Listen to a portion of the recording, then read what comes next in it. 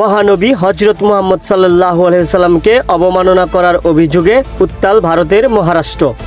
সম্প্রতি ইসলাম ধর্ম এবং মহানবী হযরত মুহাম্মদ সাল্লাল্লাহু আলাইহি ওয়াসাল্লামকে আপত্তিকর মন্তব্য করেছেন রাজ্যটির হিন্দু ধর্মের প্রচারক রামগিরি মহারাজ। 50व्या वर्षी एका 6 वर्षाच्या मुलीशी लग्न केलेले 50 वर्षाचा मनुष्य 6 वर्षाच्या मुलीशी लग्न करतो यापेक्षा कोणता अत्याचार असू शकतो ज्यांचे आदर्श असे आहेत का। আর তাতে সমর্থন দিয়ে ভারতের মহারাষ্ট্রের আহমেদনগরে সম্প্রতি মসজিদে ঢুকে মুসলমানদের মারার হুমকি দিয়েছিলেন সে দেশের ক্ষমতাসীন দল বিজেপির বিধায়ক নীতেশ নারায়ণ রানে। আর এতেই ক্ষোভে ফেটে পড়ে সেই দেশের মুসলিমরা, দেয়া হয় বিক্ষোভের ডাক। আর তারই সূত্র ধরে আজ শুক্রবার 27 সেপ্টেম্বর জুমার নামাজ শেষে মহানবী সাল্লাল্লাহু আলাইহি ওয়াসাল্লামকে কটূক্তির প্রতিবাদে নারায়ণগঞ্জের 2500 উপজেলার গোপালদী পৌরসভায় অন্তর্ভুক্ত সকল মসজিদ থেকে প্রতিবাদী মিছিল বের করেন ধর্মপ্রাণ মুসলমানরা। গোপালদী পৌরসভার প্রত্যেক মসজিদ থেকে সকলে প্রতিবাদী মিছিল নিয়ে গোপালদী বাস স্ট্যান্ডে সমবেত হন। সমাবেশে গোপালদী পৌরসভায় অন্তর্ভুক্ত বিভিন্ন মসজিদের আলেমগণ বলেন, ভারতে মহানবী সাল্লাল্লাহু আলাইহি সাল্লামকে নিয়ে কটূক্তিকারীর ফাঁসি চাই।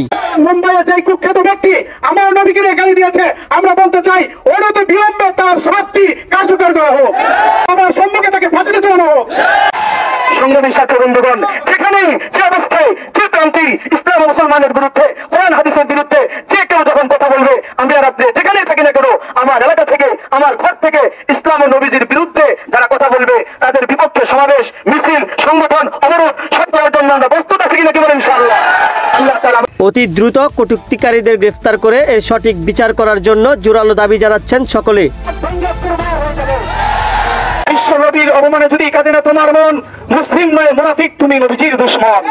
আমাদের মা বাবাকে যদি কেউ কটূক্তি করে, আমাদের বন্ধু বান্ধব, আমাদের আত্মীয় স্বজনকে নিয়ে যদি কেউ কটূক্তি করে, এতে আমরা যতটা কষ্ট পাই তার চেয়ে কোটি কোটি গুণ বেশি কষ্ট পাই যখন আমার নবীকে নিয়ে কেউ কটূক্তি করে। গোপালদী বাস স্ট্যান্ডে সংক্ষিপ্ত সমাবেশ শেষে বিক্ষোভ মিছিল শুরু হয়।